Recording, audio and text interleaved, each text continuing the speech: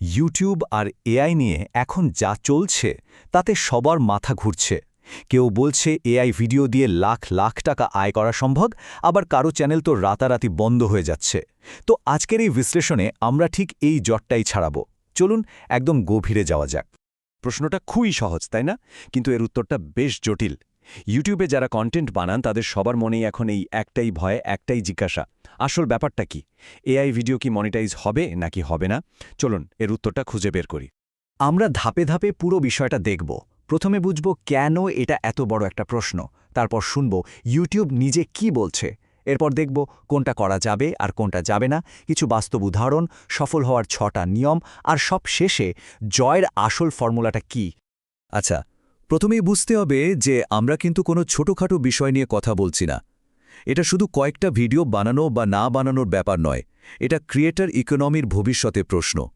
একবার ভাবুন, 2027 সালের মধ্যে ক্রিয়েটর ইকোনমির বাজার গিয়ে দাঁড়াবে $480 বিলিয়ন। এটা একটা বিশাল সংখ্যা।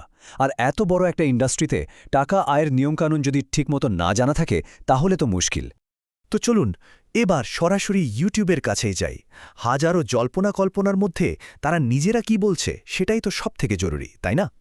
একদম পরিষ্কার উত্তর, ইউটিউব কিন্তু সরাসরি বলছে, হ্যাঁ, এআই কন্টেন্ট দিয়ে চ্যানেল মনিটাইজ করা যাবে। তারা নিজেরাই এটাকে স্বাগত জানাচ্ছে।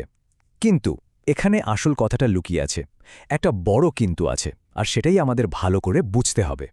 দেখুন, ইউটিউব কিন্তু এআই এর শত্রু নয়, তারা আসলে স্প্যাম আর লো এফোর্ট কন্টেন্টের বিরুদ্ধে। তাদের নতুন যে পলিসি, মানে ইনঅথেন্টিক কন্টেন্ট পলিসি, সেটার মূল কথাই হলো কোনো খাটনি ছাড়াই শুধু সফটওয়্যার দিয়ে হাজারে হাজারে ভিডিও বানালে সেখানেই বিপদ। তো এখানেই আসল গোলক গাধাটা। কোন ধরনের এআই কন্টেন্ট ইউটিউব ভালোবাসবে আর কোনটা দেখলেই চ্যানেল ডিমনিটাইজ করে দেবে, এই পার্থক্যটা বোঝাটাই এখন সবথেকে বড় চ্যালেঞ্জ। চলুন দুটোকে একদম সামনাসামনি রেখে দেখি, তাহলেই দেখবেন ব্যাপারটা জলের মতো পরিষ্কার হয়ে যাবে। এই জিনিসগুলো দেখলেই কিন্তু বিপদ সংকেত। যেমন ধরুন, রোবটের মতো গলার আওয়াজ, কোনো পরিশ্রম ছাড়াই বানানো স্লাইড শো, কিংবা একই টেমপ্লেট দিয়ে শয় শয় ভিডিও আপলোড করা। এইগুলোকেই ইউটিউব স্প্যাম বলে মনে করে, আর এগুলোতে মনিটাইজেশন পাওয়া প্রায় অসম্ভব। আর অন্যদিকে যদি এআইকে শুধু একটা সাহায্যকারী বা টুল হিসেবে ব্যবহার করা হয় তাহলে কেল্লাফতে, মানে স্ক্রিপ্টটা মৌলিক, ভয়েসটা মানুষের বা খুব উন্নত মানের এআইয়ের, সাথে নিজের ক্রিয়েটিভিটি আর ভালো এডিটিং, এইগুলো থাকলেই ইউটিউব খুশি।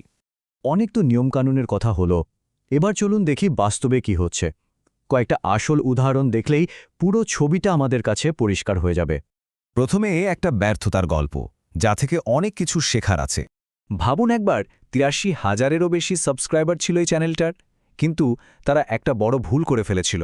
সম্পূর্ণ এআই দিয়ে বানানো কাল্পনিক গল্পকে সত্যি ঘটনা বলে চালিয়ে দিচ্ছিল। আর তার ফল, ইউটিউব কোনো নোটিশ ছাড়াই পুরো চ্যানেলটাই বন্ধ করে দেয়, কারণ এখানে দর্শকদের ঠকানো হচ্ছিল। কিন্তু সবাই তো আর ভুল করছে না, তাই না? চলুন এবার সফলতার কিছু গল্প দেখি। দ্য এআই হিস্টোরিয়ানের মতো চ্যানেলগুলো হলো এর দারুণ উদাহরণ। এরা এআই দিয়ে দুর্দান্ত সব ছবি আর ভিডিও তৈরি করে, ঠিকই, কিন্তু আসল ম্যাজিকটা হলো এদের নিজেদের করা গভীর রিসার্চ আর মানুষের দেওয়া ভয়েস ওভার। এখানেই তফাৎটা গড়ে যায়। এখানে এআই বস নয়, বরং একজন সহকারী মাত্র। তাহলে এআই ব্যবহার করে ইউটিউবে সফল হতে হলে ঠিক কি করতে হবে? চলুন সেই গোল্ডেন রুলস বা সোনালী নিয়মগুলো একবার দেখে নিই। এটাকে একটা প্লেবুকও বলতে পারেন। এই 6টা নিয়ম মানাটা খুব জরুরি। 1. হিউম্যান ভ্যালু যোগ করা, মানে নিজের ভয়েস বা আইডিয়া দেওয়া। 2. একই জিনিস বারবার না বানানো, মানে কপি পেস্ট ভিডিও চলবে না। 3. সত্যি কথা বলা, অর্থাৎ এআই ব্যবহার করলে ইউটিউবের নিয়ম মেনে সেটা জানানো। 4.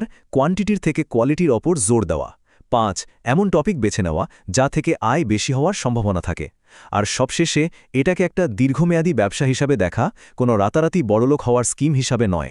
আর এই কাজগুলো করার জন্য তো এখন দারুণ সব টুলসও আছে, যেমন স্ক্রিপ্টের আইডিয়ার জন্য চ্যাটজিপিটি, ন্যাচারাল ভয়েসের জন্য 11 ল্যাবস বা ভিডিও তৈরির জন্য রানওয়ে।